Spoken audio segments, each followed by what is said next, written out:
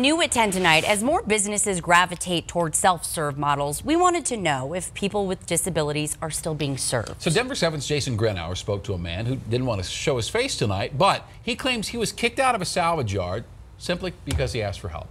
I like to tinker a lot. You can see it on his hands. I work on cars. It's what Randy here does, but that requires parts from the junkyard. Sometimes use parts off cars and stuff like that. The problem is, I can get around a little bit. I walk a little bit. It's limited to about 10, 15 feet. Otherwise, he's confined to a wheelchair.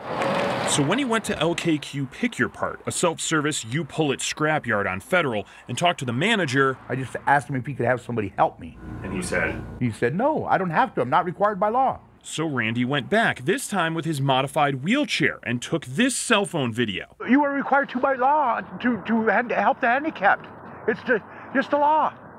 I'm not required to pull your parts. Okay, well, sir, I don't want to argue with you, but But that's if you believe that, that's fine. You Okay. can go get a court order that tells me that I have to pull your parts. We went to LKQ and I spoke to the manager off camera. He tells me he doesn't ever pull parts for anyone. He doesn't have anyone on staff to do it, and it's not how he runs his self-serve business. He also said LKQ is otherwise ADA compliant, but chose not to do business with Randy because of how he was acting. I needed help. That's all I asked for. It's going to be hard having to go somewhere else.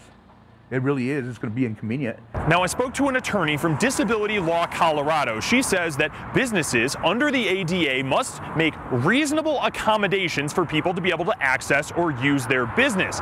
The exception, however, comes if doing so would fundamentally alter the business itself. So there's definitely a gray area here. Normally that's fought out in court, but Randy says he doesn't plan on pursuing any legal action.